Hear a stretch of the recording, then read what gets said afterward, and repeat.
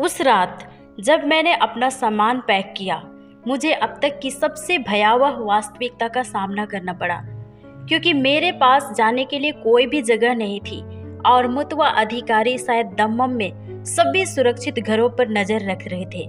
और खालिद ने मुझे ढूंढने के लिए हर संभव प्रयास किया और प्रतिशोध के डर से मेरा समर्थन नेटवर्क अब गायब हो रहा था। हालांकि राशिद और उनकी पत्नी मरियम ने मुझे कुछ ज़रूरत की चीज़ें दी और मरियम ने मुझे बताया कि सुबह 5 बजे जेद्दा के लिए एक बस रवाना होगी। यह जोखिम भरा है, लेकिन शायद आप कुछ अवकाश से लौट रहे विदेशी श्रमिकों के साथ घुल मिल सकते हैं। सुबह 4 बजे पूरी तरह से काले नकाब में लिपटी हुई और सिर्फ एक छोटा सा बैग लिए हुए मैं पीछे के दरवाजे से उस अपार्टमेंट से बाहर निकल गई। उस दिन भोर से पहले की रेगिस्तान ठंड मेरी हड्डियों में समा गई। जब मैं अंधेरी गलियों से तेजी से आगे बढ़ी और जब भोर होने ही वाली थी, मैं बस स्टेशन पर पहुंची। मेरा दिल तेजी से धड़कने लगा। मुझे डर था कि दूसरे लोग इसके बारे में जान ना ले। उस दिन वह बस स्टैंड फिलिपिनो और इंडोनेशियाई लोगों से भरी हुई थी, जो अपने साप्ताहिक अवकाश के बाद अपने कार्यस्थलों पर लौट रहे थे। और मैंने अपना सिर नीचे रखा और जब मैं बोर्डिंग का इंतजार कर रही थी तो मैंने बस स्टैंड के दूसरे छोर पर 2 आकृतियां देखी। दाढ़ी वाले पुरुष, सफेद थोब और लाल जूते के निशान पहने हुए, मुतवा की विशिष्ट पोशाक। वे बस स्टैंड में प्रवेश करने वाली हर महिला पर व्यवस्थित रूप से नजर रख रहे थे।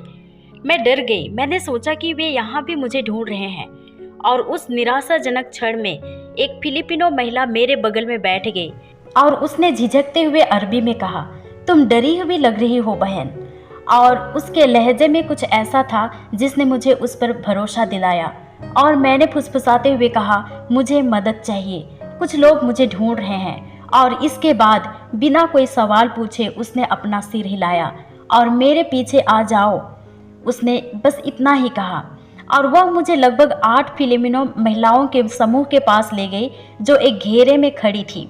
उसने मुझे उनके बीच में बिठाया और जब अधिकारी वहां से गुजरे तो महिलाएं जोर जोर से बातें करने लगी। और जब अधिकारी आखिरकार चले गए, उसने कहा कि जब तुम अपना हिजाब ठीक कर रही थी तो मेरे एक साथी ने तुम्हारे गले का क्रॉस देख लिया। और अब डरो मत, हम जेद्दाह तक तुम्हारी रक्षा करेंगे। रेगिस्तान में 7 घंटे की यात्रा के दौरान इन महिलाओं ने मेरे लिए बहुत ही बड़ी जोखिम उठा रही थी और आखिरकार उन्होंने मुझे सुरक्षित रखा। उन्होंने मुझे अपना खाना खिलाया, अपनी कहानियां साझा की और मुझे याद दिलाया कि मसीह का परिवार सीमाओं, राष्ट्रीयताओं और परिस्थितियों से परे है। और रोसारियो ने मुझे बताया कि कैसे उसने और कई अन्य ईसाई घरेलू कामगारों ने अपने विश्वास को गुप्त रखा। अपने दुर्लभ अवकाश के दिनों में प्रार्थना करने और बाइबल का अध्ययन करने के लिए गुप्त रूप से मिलते थे। और रोसारियो ने उदासी मुस्कान के साथ कहा कि मेरे देश में तो ईसाई होना एक सामान्य बात है, लेकिन यहाँ प्रार्थना करना भी एक बड़े साहस का कार्य है। और शाम को हम जेद्दा पहुँचे और उन महिलाओं ने मुझे अब बलाद जिले में 4 फिलिपिनो महिलाओं द्वारा साझा किए गए एक छोटे से अपार्टमेंट में अस्थायी आश्रय प्रदान किया। यह अपार्टमेंट बहुत ही छोटा था, मुश्किल से मात्र 4 लोग ही रह सकते थे, लेकिन उन्होंने बिना किसी हिचकिचाहट के मुझे वहां आश्रय दिया। उस रात जब मैं फर्श पर गद्दे पर लेटी हुई थी, इन महिलाओं की शांत सांसों को सुनकर, जो मेरी मदद करने के लिए अपनी आजीविका को जोखिम में डाल रही थी, मैं चुपचाप रोती रही। और अगली सुबह मैंने इब्राहिम का दम्मम के उस छापे के बारे में सूचित करने के लिए संपर्क की। उनकी प्रतिक्रियाएं गंभीर थी। उसने कहा कि स्थिति बहुत ही खतरनाक हो गई है, आपके भाई का सरकार के उत्तम स्तरों पर संपर्क है और उसने इसे एक निजी धर्म युद्ध में बदल दिया है। और हमारे पास जानकारी है कि खालिद ने आपके ठिकाने के बारे में जानकारी देने वाले को 50,000 रियाल का इनाम देने की पेशकश की है। और इसलिए हमें आपको इस देश से बाहर निकालने की ज़रूरत है, क्योंकि यही आपको जीवित रखने का एकमात्र तरीका है। और जैसे कि सभी जानते हैं कि सऊदी अरब से भागना किसी के लिए भी लगभग असंभव काम है। विशेष रूप से एक सऊदी महिला के लिए जिसके पास कानूनी दस्तावेज भी नहीं है और जो अधिकारियों द्वारा वांछित है। मैं अगले हफ्तों के दौरान जब मैं अल बलाद के अपार्टमेंट में छिपी रही, पहचान से बचने के लिए नियमित रूप से स्थान बदलती रही और इब्राहिम और अंडरग्राउंड चर्च के अन्य लोगों ने मेरे भागने की योजना पर अथक काम किया। उन्होंने सभी विकल्पों पर विचार किया, यमन के माध्यम से भूमि मार्ग से, जिसे गृह युद्ध के कारण खारिज कर दिया गया था, जॉर्डन में पार करने की कोशिश करने के लिए, जो कि दस्तावेजों के बिना असंभव था। एकमात्र विकल्प सूडान या मिस्र के लिए समुद्री पार करना था, लेकिन इसके लिए भी झूठे दस्तावेजों, पर्याप्त रिश्वत की आवश्यकता होगी और ईसाई संपर्कों का एक नेटवर्क मेरी मदद करने के लिए सब कुछ जोखिम में डालने के लिए तैयार था। और प्रतीक्षा की इस पीड़ादायक अवधि के दौरान मेरे सिर पर लगातार पकड़े जाने के खतरे के साथ मुझे ईसाई घरेलू कामगारों के छोटे समुदाय में अप्रत्याशित आराम मिला। ये महिलाएं जिन्होंने अपने स्वयं के उत्पीड़न और अलगाव को सहन किया, मेरी बहनें मेरा परिवार बन गई। हम हर रविवार एक अपार्टमेंट में एक गुप्त आराधना का आयोजन करते थे, जिसमें खिड़कियां बंद होती थी और आवाज को अवशोषित करने के लिए कंबल लटकाए जाते थे। ऐसे ही एक आराधना के दौरान मुझे ईश्वर की शक्ति का अनुभव हुआ, जिसने मेरे दृष्टिकोण को पूरी तरह से बदल दिया। उस वक्त हम बाइबल के उस अंश का अध्ययन कर रहे थे जहां यीशु कहते हैं कि जो कोई भी मुझसे अधिक अपने माता पिता से प्रेम करता है वह मेरे योग्य नहीं है। पहली बार मैंने शिष्यत्व की कीमत को पूरी तरह से समझा जिसका वर्णन यीशु मसीह ने किया था।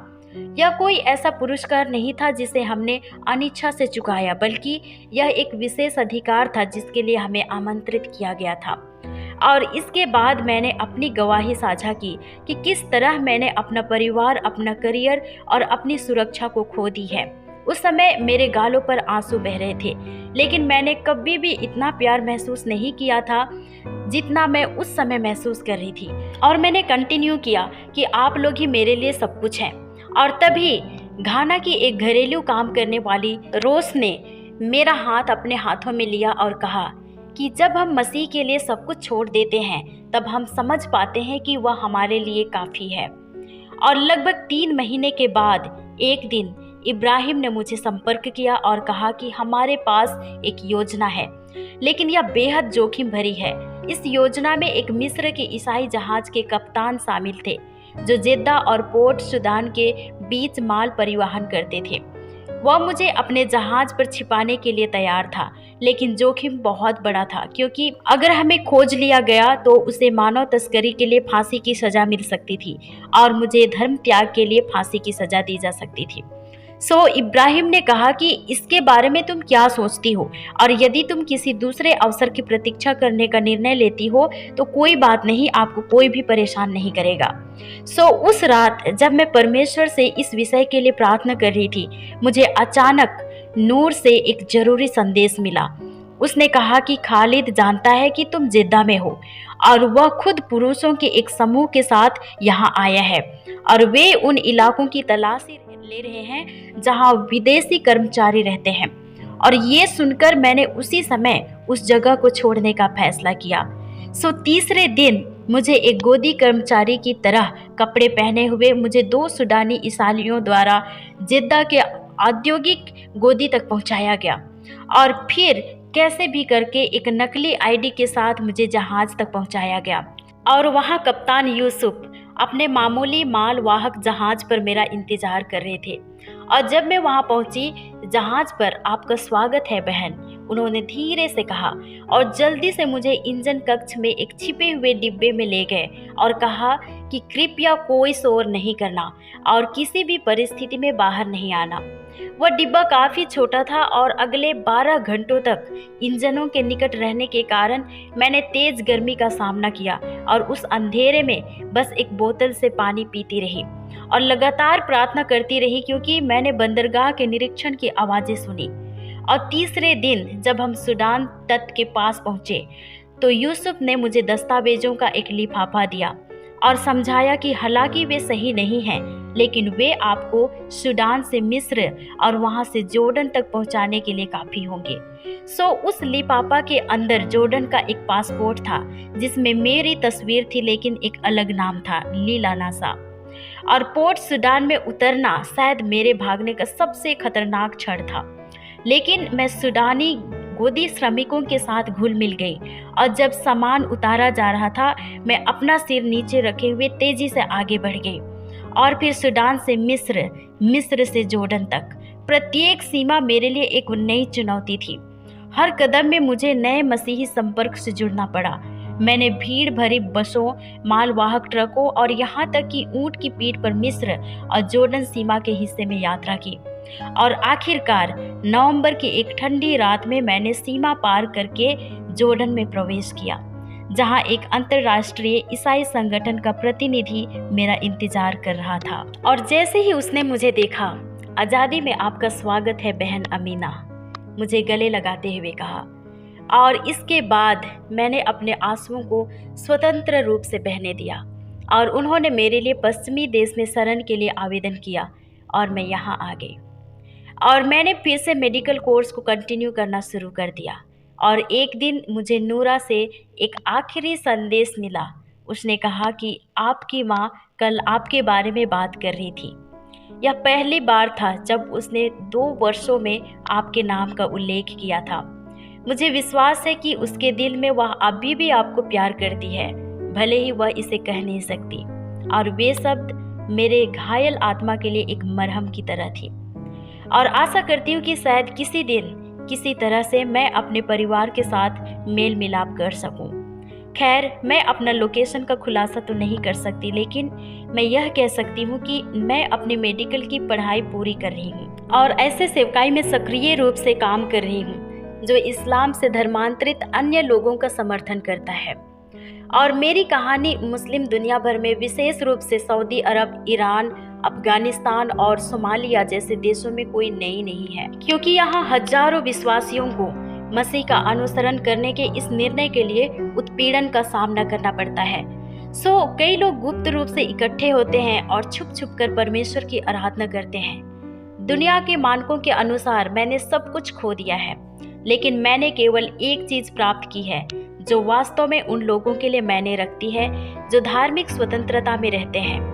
मैं आपसे विनती करती हूँ कि जिस चीज के लिए बहुत से लोग तरस रहे हैं उसे हल्के में ना लें और अपने उन भाइयों और बहनों को ना भूलें जो सऊदी अरब जैसे जगहों पर पीड़ित हैं, और उनके लिए आपकी प्रार्थनाएं, सताए गए चर्च के साथ काम करने वाले सेवकाई के लिए आपका समर्थन, और यहाँ तक कि हमारे अस्तित्व की आपकी साधारण स्वीकारोक्ति भी उन लोगों के लिए जीवन रेखा है, क्योंकि वे मसीह का अनुसरण करने के लिए अपना सब कुछ जोखिम में डाल देते हैं।